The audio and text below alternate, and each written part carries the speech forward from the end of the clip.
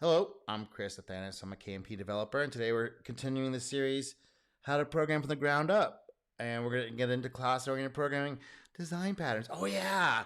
I heard from the company, tech support called me, and they said, the reorg is done, but now they got to train a new guy because they had to get rid of all the tech support other people because they were like breaking tools and reporting in late for work and stuff, and not showing up to appointments. So hopefully we get a new tech support team in there and they'll come out and close that thing up. That's the bane of my existence. And we're getting into software design patterns not associated with the art, architectural, fashion, or any of the other myriad of design patterns. They didn't really like, kind of say that. People thought it was the same thing. There was actually a lot of discussions about, are these the same thing? Are they related to the other things? Can I take the things I already know and map it to these things? People try to do that stuff.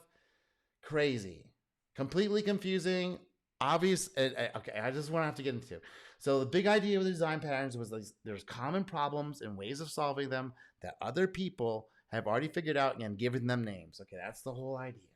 So design patterns became popular around the time C++ due to the new complexity of all these new language features and all this stuff, and using it in these very ways where he, you know, discussing very narrow use cases and then applying them, expecting them to be applied because the problem spaces just got so huge with trying the procedural approach, and they were just dying to get out. And they wanted to map it to the procedural, and they were not willing to give that up. Right? There are certain things that were just not willing to give up yet, which is like the performance. Right? It was still like these computers weren't that great yet, and to get things done, they had to like not do that. So there's certain things they just like had to give up, guys. Sorry, if you want to do it with all the things that everyone's been talking about, that you get the benefits of all this data hiding and encapsulation and all that stuff. So anyway, there was this time period, and yeah, okay. So I've yet to see any problem with, however complicated, which when you looked at it in the right way, did not become still more complicated. So this is kind of the idea. So they taught a lot of these patterns, these so-called patterns, were discovered by programmers dealing with C++ language limitations. And these various solutions were shared on public forums and then copied into books and in these conferences and meetups and all this stuff. And they made books into like different authors, and a couple of them came together as the official ones, which is this Gang of Four, which we'll talk about down here. Where is it? Gang of Four, yeah. The solutions were given in talks, software development conferences, emphasizing different ideas and approaches to the particular problems that arose from C++ programming. Not necessarily OAP. So it was thrown in like C++ stuff, OAP paradigm stuff, and it was just all thrown in a big mishmash pile. It was up to you to try to figure out what all this stuff was and apply it to your code base. So it was like, oh, so if you, the whole idea is like, if you learn this, you don't have to think about your domain model anymore. You can just apply these things to the domain model, because this is what we use all over the place in all these other domain models. So you just slap it on yours. And people really thought this. This is what they thought. The same thing with the AI. You just say the AI, you tell it what you want, and then it gives you the program. Okay, right. Mm-hmm. That's not the part that's hard. Okay, sales cycle alert. Okay, so we have to talk about sales cycles a little bit. I'm gonna get digging into it. So don't forget there was an intense AT&T hype around with Bjorn as the star. Troops were coming out and talking about this very odd, strange guy. He's yeah, okay. So I'm not a language designer, but everyone in your I'm going to design your language. Okay, guy. You're not that thing, but you are that thing. Oh, so you're kind of a Schrodinger's cat of language designers. Okay. It was promoted to solve the problems of the procedural approach, and it drove much of this ad hoc patterns in activity. I want to see this phrase ad hoc comes up, and it's like, what are you talking about? Ad hoc, ad hoc. It means whatever is necessary needed at the time. Like all software development is the same thing. It's extemporaneous for that particular use case and that particular domain and that particular project at that particular time. Oh, okay, ad hoc. That's what they mean. They want to just say we just had to figure it out instead of saying we didn't know, we were just trying stuff. Most of these so-called software patterns are just common hacks to fit the procedural approach into the cop paradigm. That's what a lot of them were. Where there's like, and also just agreeing around language problems with how C++ was designed from how it was used, how it to be used. So many programmers accepted these patterns as some kind of gospel. This was a thing. If you didn't know all the patterns, if you didn't have an interview questions and understand them all, because we're going to put them in our code base because it's so important. It's like, okay, you get to, you would, I think you can look at them after the fact, after you've been working on these projects and then see them. But going in ahead of time is like, total. This is why you don't hear about it much anymore. This fad finally died out. It was the bad idea it was. Everybody's getting these code bases like, look, we have all the patterns. Look at that. I was like, look. Where's the thing? Where's I talk about here? Okay. For example, the Gang of Four. Ooh. These guys were like held up as these heroes, and you just scratch the surface a little bit beyond their sales cycle hype, which, oh yeah, I gotta get the sales cycle. Okay, sales. When these guys are at these conferences, they're selling. I don't know if you knew this. They're not just teaching, they're selling. And one of the things they use is this thing called hypnotic induction. Yes. It's a very sales thing. And I've talked to so many computer programmer people, they've never heard of any of this stuff. I'm like, dude, you got to know about this stuff to be in America. Okay, so look. So very basically, hypnotic confusion. So it's induction. So when they say these confusing words and use these confusing terms, it's sales, okay? It's somebody saying something vague, illogical, or not grammatically correct, and then so you give them a So you give this somebody the sales victim. Oh, what? And they confusing it and they keep going on as normal. So while that conscious mind is using this thing, the subconscious mind is being fed directly. This is very common. So there's a pattern interrupt. This is rapid induction. You can do the search here. You can find out the same with the ChatGPT. It's all free, of course. Rapid inductions. There's a way that when you confuse people, it allows them to do sales on you, okay? And when you're in these rooms with these people, you have to understand we're also doing social pressure. We are told and given these people that go to these conferences, the team lead has to go. If he's not aware that these tactics are actively being used at all of these places by most of the people there, especially if they're good or touted as amazing, they're using this stuff, okay? Okay, I want to give you a test of your visual acuity, your sensitivity to differences in line lengths. So I'm going to show you a standard, and then I'm going to show you 3 comparison lines.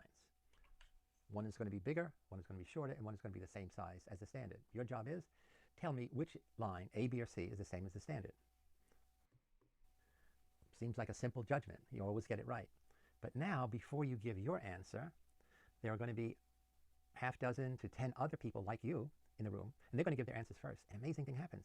One after another, they say the line that you see as shorter is the same as the standard. Shorter. They don't say shorter, they just say B, and so forth. Now it's your turn. You know B is the wrong answer. But what do you say? In this study done by Solomon Asch, a classic study of group conformity, the majority of people gave in on most of the critical trials to say publicly that they agreed with the majority. So this study is one of the first classic studies on the power of a group. As long as there's 3 or more people who agree among themselves that reality is not the way you see it, in many cases, you give in to see the world in their way. So these are the tactics they're actively using. You don't know all the people in that room. You don't know who's employees. You don't know who's actually a developer who's just part of the sales and marketing team. Let's look at that study. The experiment you'll be taking part in today involves the perception of lengths of lines. As you can see here, I have a number of cards, and on each card there are several lines. Your task is a very simple one. You're to look at the line on the left and determine which of the 3 lines on the right is equal to it in length. All right, we'll proceed in this order. You'll give your answer. Only one of the people in the group is a real subject, the 5th person with a white T-shirt. The others are confederates of the experimenter and have been told to give wrong answers on some of the trials. The experiment begins uneventfully as subjects give their judgments. 2, 3. But on the 3rd trial, something happens. 2.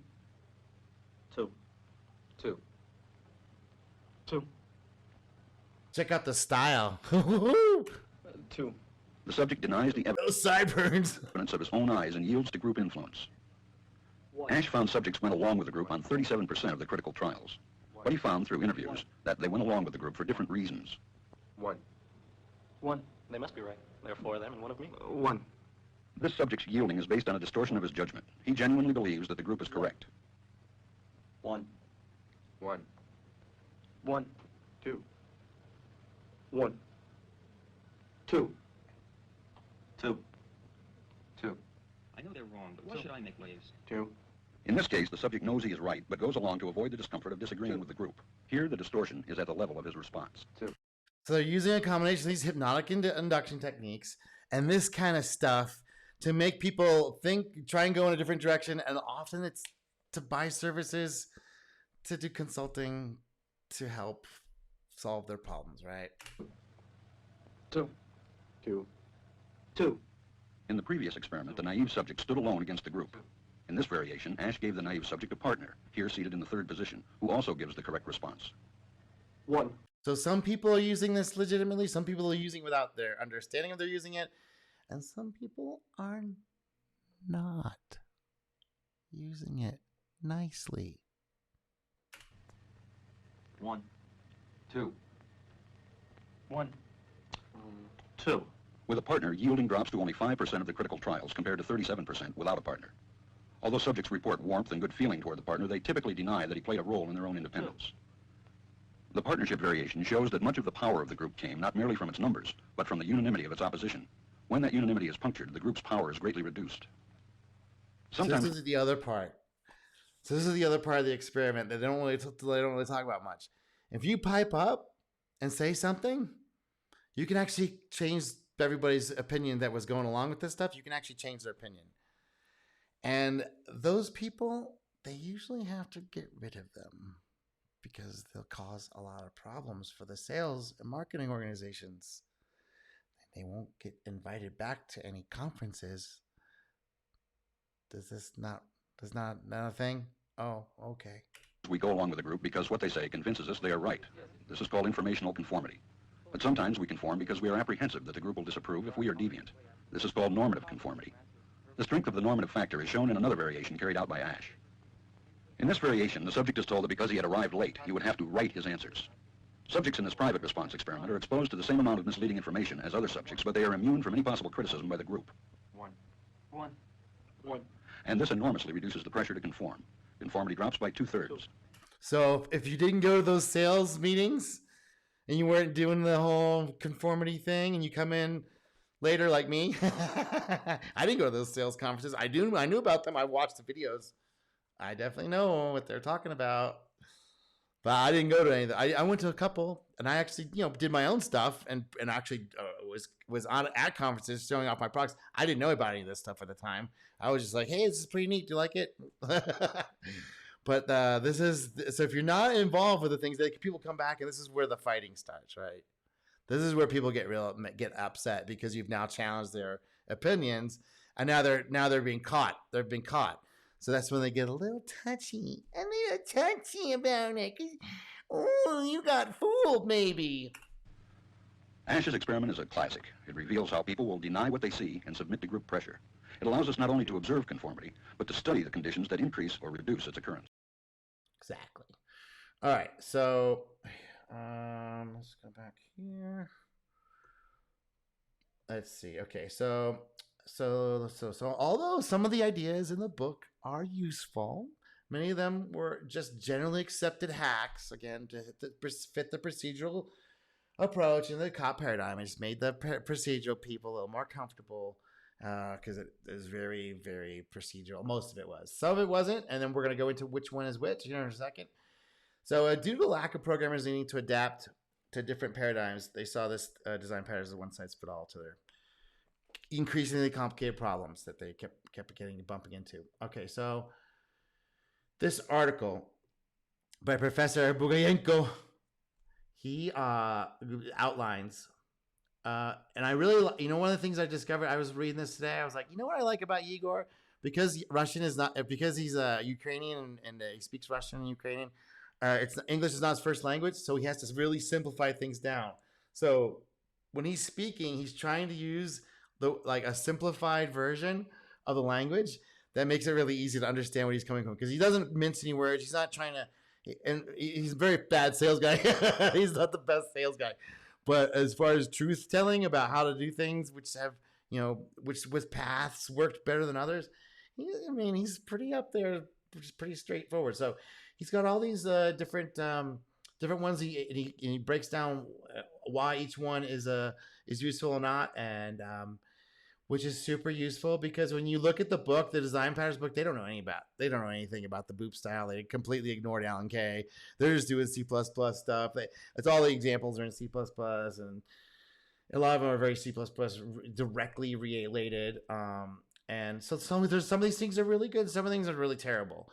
And he goes through the list here, and we're also going to listen to him have a little bit of talk on patterns and anti-patterns. First, what are design patterns? This is the most famous book about design patterns, which is written, I don't know how many years ago, by these 4 people, and that's why the book is called, who knows what's the name of this book? Very famous. It's called the book Gang of Four, G-O-F, G large G, then O small, then F big. It's very famous reference. So you can meet this GOF patterns everywhere. So the GOF, it's like a GOD, right? So you see how people are like, oh, it's like G and D and O, GOF, GOD. People lost their minds on this stuff. Then most probably they're going to ask you, what GOF design patterns do you know? So you have to read this book. I highly recommend you do this. The book says that... Okay, you do have to know about it. At some point, you're going to have to know about it. But in retrospect, it's going to become useful. Not in looking forward. You're going to look at this stuff like, why? Why? Especially how they explain it. What is design patterns? You can read this quote. Basically, the idea is that design pattern is something that experienced programmers, they know how to do, and they do it again because they've done it already once. For example, very simple example, you know how to sort an array of numbers because you learned, I don't know, bubble sort or some other sort. So you know how to do it. You've done it already. And when you meet this problem again, you're not going to invent it from scratch. You're not going to open the book again, read the book, understand it. You just know, you remember that. So you take this as a copy, this method from somewhere, and re-implement it. Basically, you copy and paste it sometimes. This is design pattern. But design pattern is not about copy-paste. It's not about taking the copy of code and placing it here. It's more about applying the knowledge. So you remember that was a good idea to, while sorting, to use, I don't know, integer numbers instead of long integer because this and that. I'm improvising. And because of that, you do it again. So you basically bring your knowledge to the project and do the same or very similar in the new project, which is a very good idea in general. However, some people believe it's a bad idea. We met this guy in the previous lecture. He said in his very famous blog post, Revenge of the Nerds, at the end of the post, he says that any regularity in the code is a sign that I'm using the abstraction that aren't powerful enough. And he's right. So he's saying that if you've done sorting, for example, in one way here, and then you do another project and you do sorting the same way here, then why didn't you implement a library for sorting? I mean, because every project may be different, but if you do it twice, maybe think about making a library for it. You're going to copy the code anyway. Why didn't you make a class which would sort? Why didn't you make a module which will sort? Why do you need to reapply the same here? Why applying it there didn't trigger you, didn't provoke, didn't motivate you to create this abstraction and put it somewhere as a library? Yeah, I would just say when you do it at least 3 times. So I have the acronym wet before dry. So I write everything 3 times, W-E-T, before don't repeat yourself. So I'm going to repeat myself a few times before I go, okay, maybe I should think about making this a thing. But I mean, it's going to be context specific, right? It's going to be time specific. It's going to be, does it make sense here? But if you're going to be like, do it 5 or 6 times, like maybe think about making your life easier. As a framework, as a concept, whatever. So why you keep moving, keep bringing the same ideas from project to project? Why you keep doing the same stuff over and over again? So when you start a project, think about this. When you start a new project, you should not say, oh, I know how to do this. Okay, I'll copy these files. I place the files over there. I copy this. I put all the information there. I combine it. I know because I've done it before. So I take maybe some examples from there. I put everything there. Boom, the product works. If you need time to assemble all that, if you need time to re-implement, to apply your knowledge again, and they're producing something which is very similar to what you've done before, then you're doing it wrong. Then you're not really, like this guy said, experienced engineer. You're just a coder, probably. You're just somebody who's, for a payroll, making the implementations which already are well-known, which already are clear enough, but you're not really making the proper abstractions. I mean, there's a case for that. There's a use case for that, but there's other cases that's not, right? Every time you see that there's a place for you to re-implement your knowledge, that's an opportunity to make a library, an opportunity to make a framework, an opportunity to make something new which can be reused, not copied. So there are 2 opinions about design patterns, the good and the bad. I'm leaning towards the second opinion by Paul Graham. I think that he's right, that design patterns is not really a bright idea in general, even though it helps young programmers to understand what experienced programmers already learned. That's for sure.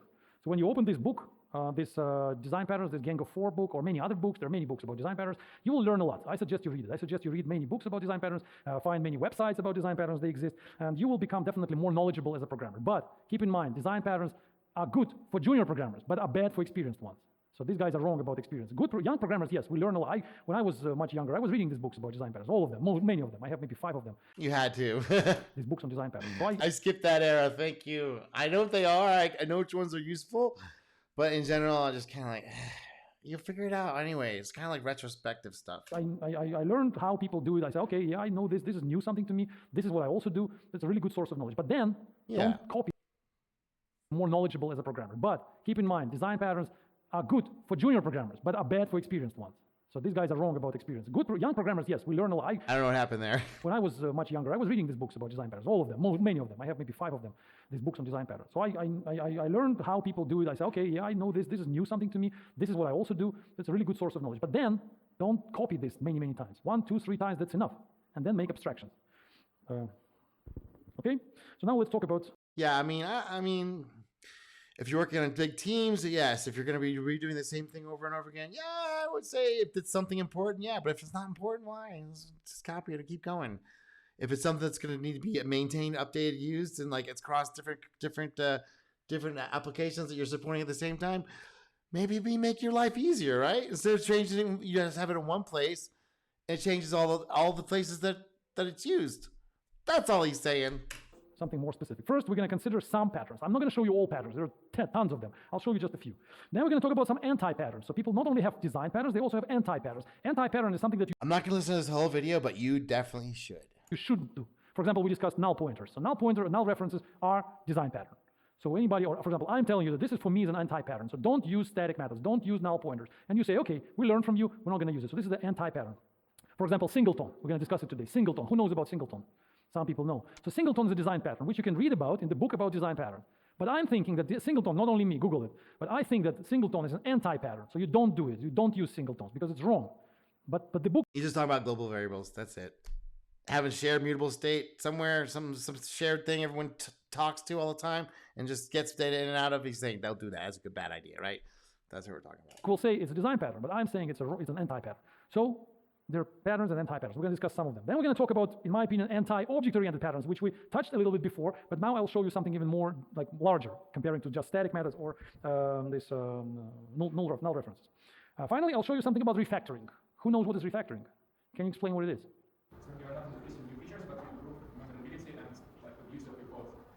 Right, exactly. So refactoring is when you don't introduce any new functionality, you don't change the functionality, you don't change the semantic of the code. So for example, the code was sorting the array of numbers, so it still keeps sorting, but the algorithm of sorting is different. Now it's not the bubble sort anymore, it's the binary sort.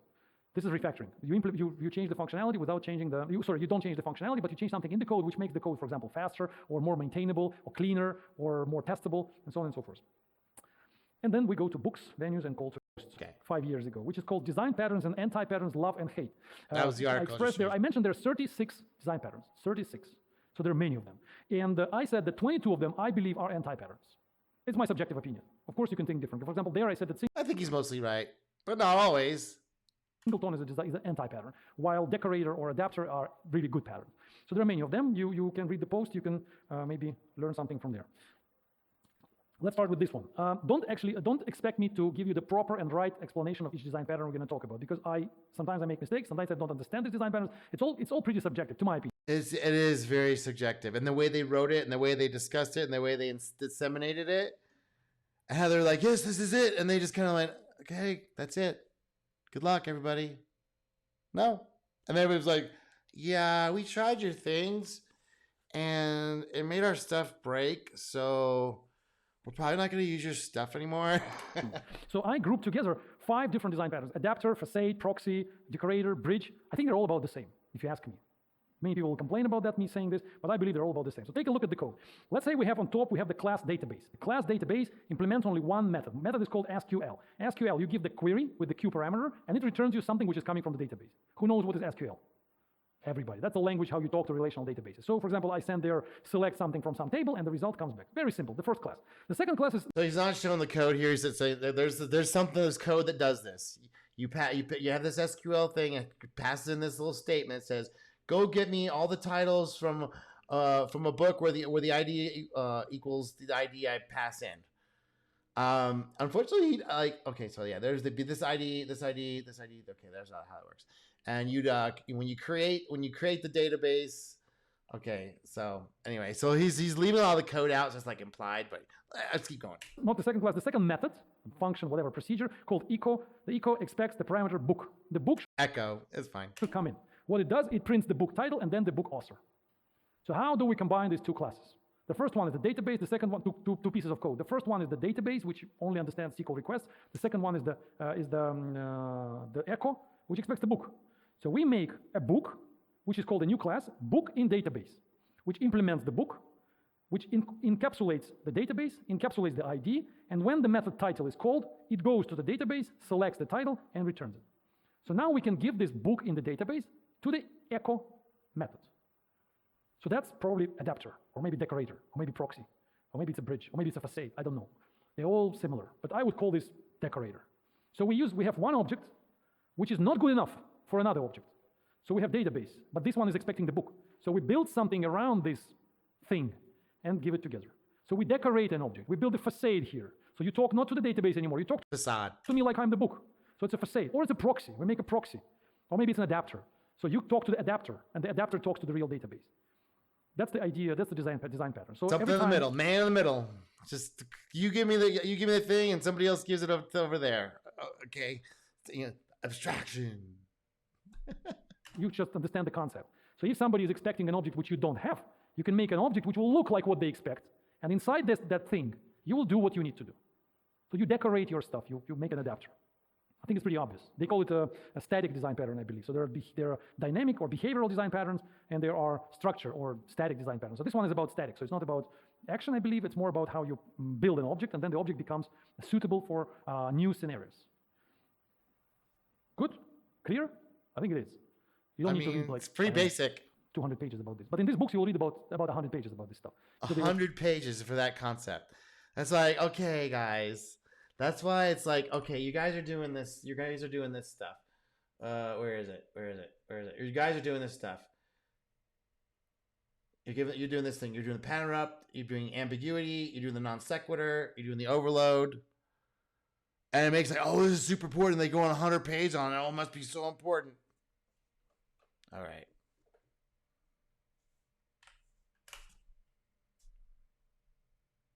I'll tell you about the adapter separately, facade separately. There is some difference, of course. The facade is more different than adapter. Sometimes they may say, what the decorator is this one, but adapter is something which, for example, they expect the book, and we give them the adapter, and the adapter connects to the database, so not encapsulates the database, but connects to the database. I don't know, but in the bottom line is that we just give them what they want, and then implement inside what we want. The second, and then there is a blog post about this, about the decorators. The decorator is my favorite design pattern. I believe the decorator is the design pattern for all the time. So if you use it more and more, your code will be better and better. Why will it be better and better? Because the decorator will help you to always do the design like we discussed before. Object into object into object into object. So decorator, when you have something which you have the one object, then you need another object to there. So you decorate it. So you always keep your object inside other objects. So you don't let the object stay separately. We always want objects to be inside other objects. We don't want objects to be independent. We want objects to be kids of other objects. And decorator is actually encouraging you to do exactly that. And I'll have an example of that with the boop section. So that's why decorated. But read the blog post. I think it explains it. Second one, interesting design pattern, which is probably not going to be used by you very often, but it's interesting. This is C++. This is the constructor. This is the destructor. So this is called when this thing is first initialized, right? Yeah, it's allocated, initialized, and then this is called when it's like deinitialized. When somebody says I'm not using this anymore. That it calls the destructor, which just calls the close. So this one opens the file, this one closes the file. Ooh. To tell about this, just to give you an impression of what are design patterns. This one is called resource acquisition is initialization. Probably nobody knows about this, I believe. Oh, you know about this. Okay, cool. That's great. It's so silly. Resource acquisition is initialization. Oh. So when you create this object, it just opens the file. It acquires a resource. The file is the resource. Remember I was talking about the libraries? I think they got this language in the libraries. Because they can't call it books or CDs. They got to call it something. It's a library resource. This kind of stuff. Somebody sold some books on that one, man. Someone sold some books. It's keep going. It's really basic mechanic in C++, indeed. Do you understand the code here? It's a very simple class called file. The class encapsulates first. The second line is the attribute H. It's just basically no attribute. So right here is where it creates this object, right? So you're creating a file called he's opening a file called foo.txt, which just creates a file when it makes this object right here in C++. Ooh. And then the public. It's a resource acquisition initialization. All right, Melvin. The public is the public sector of the class. The first is the constructor file, which takes the name as the name of the file. And then inside the constructor, we open the file for writing. We open the file and save this number, which is returned by the method open. It's a number, just integer. And we save it into H. H is the attribute. Yes, everything is good. And then the next part is the destructor. Destructor is something. And H stands for handle, like a little handle, like on a tool or something. It's a handle to the file, so you can handle it. You can move the file around. It's so silly. That's actually what they mean by handle. You know how long it took me to find someone that actually knew what that meant? I was like, why do they call it a handle? I don't know. They just do. You know, like a pointer, you have a pointer, so you can have a pointer. It's kind of like a handle. Well, a handle is like a handle to a handle. A handle to a pointer. It's the same. That's what they're using that. That's the idea. Something that is called when the object loses the scope of visibility. When the scope of visibility loses the object. What happens? Let's discuss in the next 4 lines. So imagine this is the function void foo. This foo, on the first line of the void foo, we make a new instance of the class file and call it f. So f is the new instance of the class file. When we make it, we immediately open the file in the constructor, right? Because we call file, the file foo.txt gets opened for writing, and we store this h into the attribute of the class, of the object. Then we write something to the f. I don't know how we do it, so we write it. And so like he'll have a little thing that says f.write some hello world. Then the function ends, the foo. The function is over. The destructor is called. This is how C++ works. Right, because this is a local variable. And he's just talking about just one of the ways that C++ works. Not other languages, but C++ works this way. In C++, there is no garbage collection like in Java. You know, garbage collection is there are two basically approaches, two main approaches basically three, I think.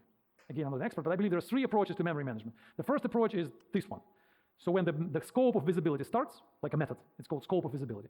Then you start allocating memory by making objects. You make one object, another object, so you basically make those objects. The moment you filling up the memory with these things. Finishes the scope of visibility. All objects are dying, immediately thrown away from memory.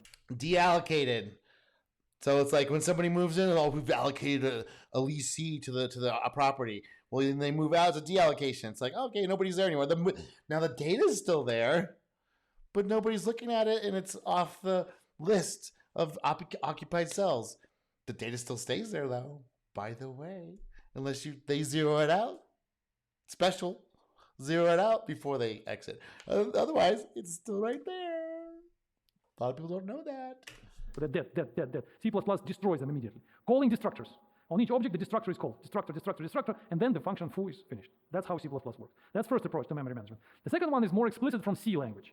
From C, I think in C we have the same, also this approach. But also it's possible to do explicit memory allocation using the give me the memory and I don't need this memory. So in C there are functions like malloc, memory allocation, and mfree, like free the memory. Same thing. It's just saying, okay, that it just has a little list of all the memory cells that are currently being used, and when you alloc, it says, okay, that one's you can use. Don't use it. And if you deallocate, he's like, okay, the memory's still there, right? The cells are still there. It's just on the list. It's now off the list. That's all it is. So give me 1 megabyte of memory. The operating system will give you, here it is, 1 megabyte of memory. And then you say, I don't need this 1 megabyte of memory. It'll allocate that for you, yes. Take it back. And the operating system says, okay, I'll take it back. That's like explicit memory. And deallocate says, okay, I'm not using that block anymore. The block party's over. Now you can be used for something else. Now the data's still there. A lot of people think, oh, it's gone forever. No. The data's still there. Did you ask to erase it? No, because that's an extra step. Memory management, which is very often used in C language. And there's Java approach. That was just a side note, by the way. It has nothing to do with this discussion. Well, other languages also have this garbage collection. Garbage collection is like you open the scope of visibility, you make the object, You close the scope of visibility, the end of the function, but the object stays alive. It's not dead. It stays in the memory. No destructor is called. It's in the memory. It stays alive, and the program goes on. The execution goes on. At some point of time, the garbage collector says, "Hi, too many objects in memory. How about I kill some of them?" And then Yeah, he's just talking about how Java works here. the garbage collector starts. If you look at how Java works, if you run the profile or some application, then the memory will go like this. The memory consumption, the Java consumes more and more and more memory. At some point, the execution pauses for a few milliseconds. Everything is like, boom, stops. So nobody can allocate any more memory. Garbage collection says, hold on for a second. They all get on pause. And then, boom, the Java... And during that pause thing, all it's going through is it's deallocating all these blocks and then moving stuff around. So it's all, they call compacting the heap. So they're taking all these little spots of memory all over the place, and they're copying it down so it's all one contiguous block. So they have more of a contiguous block where they can start filling it up. That's all it is. Ooh, it's garbage collection. Frees like megabytes of memory. And again, it's like small in memory, and it starts growing again. So garbage collection works like this. It has some benefits because it doesn't touch the memory every time the scope of visibility finishes, because C++ will go to memory very frequently. Every time the function is finished, it goes to memory and frees the object. Java will let the execution flow, so Java will be faster. Well, it just frees the list. It doesn't actually go to all the memory unless you ask it to, right? That's a separate step that most people don't ever think about. All it does is it takes it off the list. In this way. But at some point of time, garbage collection has to do a lot of work. There are some optimization mechanisms, how to do it faster, how to improve it, but they're basically, these are the approaches. So this design pattern actually exploits, uses this approach. So we have here, we don't close the file explicitly. Take a look. There's no instruction in the foo method. We never say close. We just expect that the closing will happen in the destructure. So acquisition of the resources is happening in the initialization of an object. So initialization of an object means acquisition of the resource. When the object is not needed, the resource is automatically free. It's very convenient for end users, for programmers, because if we remove, don't look at the code which stays on top of the function foo. You will see what? Very simple. You don't think about opening file, you don't think about closing file. You just say, I need this file. I write into this file. End of story. Everything. So it's like a convenience. It's just a little distraction. It's a little odd, but that's why it's not really in favor anymore, because it's like, what are you doing here? This is strange. Else happens behind the scene. Everything else, everything. But it may make sense in your use case. Happens automatically, more or less, which is great. All right, that's enough of that. I think I'm gonna. So those are the two things I want to talk about there. Yeah. So many of these problems in COP would have been completely avoided if they had just gone the route of the object-oriented way with Alan Kay, but they couldn't because the machines weren't hardcore fast enough yet. Now it doesn't matter. Now it's almost irrelevant unless you're doing nanosecond transactions for financial service. And if you're doing that, you're probably not going to watch me. All right. Give me a like and subscribe. What are we doing next? We're doing functional programs. We're off COP. Finally out of the COP land. No, the COP land never ends, by the way.